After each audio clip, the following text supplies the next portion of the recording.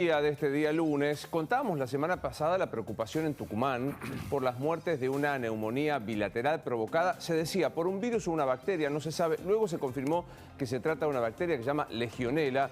Silvia González Ayala es nuestra infectóloga de cabecera, a quien siempre molestamos cuando tenemos dudas, porque ya hay 6 fallecidos. Doctora, soy Luis Novarecio, Buen Día Nación, ¿cómo le va? ¿Qué tal? Buen día, Luis. Muchísimas gracias por el contacto, no es molestia. Bueno, sabemos que es la Legionela. Ahora la pregunta es, ¿qué es esto? ¿Cómo se transmite? ¿Qué nivel de preocupación debemos tener? Se transmite fundamentalmente a partir del agua y la inhalamos, por ejemplo, a través de los sistemas de refrigeración o de calefacción. Nosotros trabajamos en el primer brote de enfermedad producida por Legionela en una institución de salud que ocurrió en el año 2013 en el Hospital Nuestra Señora del Carmen, de Areco. Estos son hechos que ocurren tanto en instituciones de salud como en hoteles, en general a partir de los sistemas de refrigeración o de calefacción. Cuando comenzamos a tener las noticias, atención que nosotros sabemos lo mismo que ustedes y que la población en general, es a través de los comunicados oficiales del Ministerio de Salud de Tucumán y los últimos conjuntos con la Autoridad Sanitaria Nacional. Pero es un brote absolutamente focalizado. Lo que no conocemos todavía es en qué lugar de ese sanatorio se produjo la exposición, ¿no es cierto? Claro. Porque son miembros del equipo de salud o personas internadas o que hayan transitado por allí, pero no siempre la presentación es grave. Bien. Esto Ahora, emerge por las formas graves. decía usted y resalto esto, se suele contagiar con la inhalación de los aire acondicionados, los sistemas de refrigeración, hoteles y hospitales. Mi pregunta es, ¿no hay esquema antibiótico eficiente para la Legionela? Sí, por supuesto, sí. Hay esquema antibiótico suficiente y en general en el paciente que hay que tratar con una neumonía grave, se utilizan antibióticos que tienen acción sobre esta bacteria, que es muy difícil de recuperar en el laboratorio porque es lo que se llama una bacteria fastidiosa. Por eso la primera descripción, la primera epidemia de esta enfermedad, y toma el nombre a partir de ese hecho, fue en un hotel en Filadelfia en el año 1976, que era una convención de la Legión Americana. Por eso toma el nombre de legionelosis. Y se demoró 2 años en identificar el agente causal y fue logrado por investigadores de los Centros para Control y Prevención de Enfermedades de los Estados Unidos.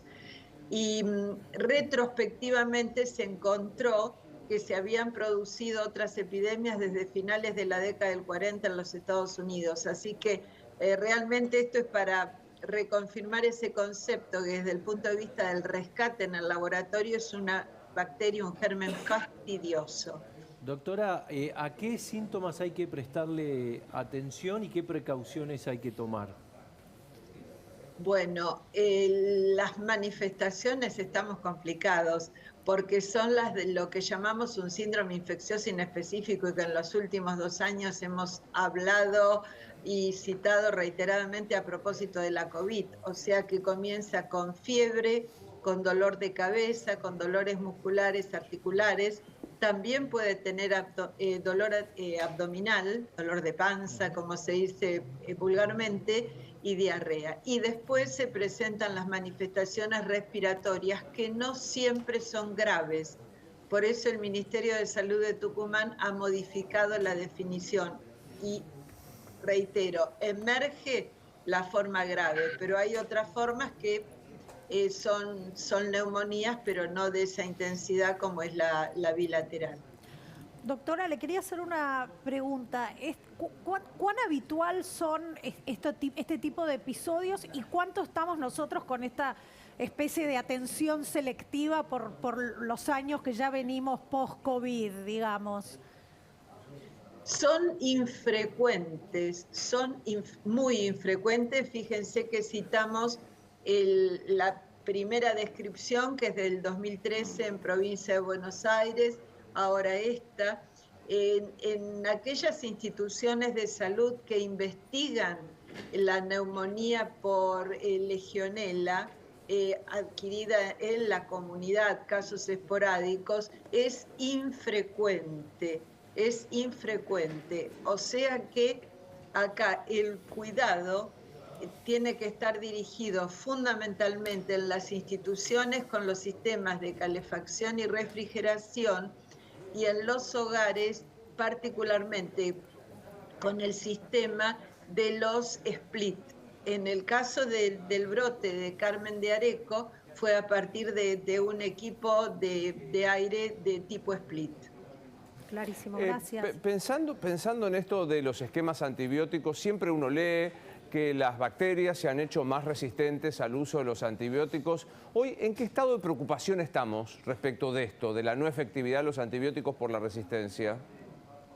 Hablando globalmente, sí. Realmente es uno de los mayores desafíos que se enfrenta en salud, porque el uso no prudente de los antibióticos en estos 2 años que llevamos de la pandemia ha significado un progreso en la resistencia de los microorganismos, particularmente las bacterias, de más de 10 años. O sea que pisamos el acelerador.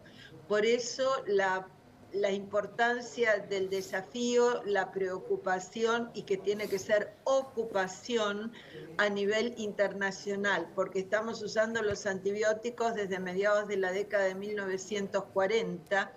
Hay algunas bacterias que no han desarrollado resistencia, como es el caso clásico de Treponema pallidum, que es el agente productor de la sífilis. Ajá. Pero otros que desarrollan resistencia rápidamente inducida por algunos antibióticos.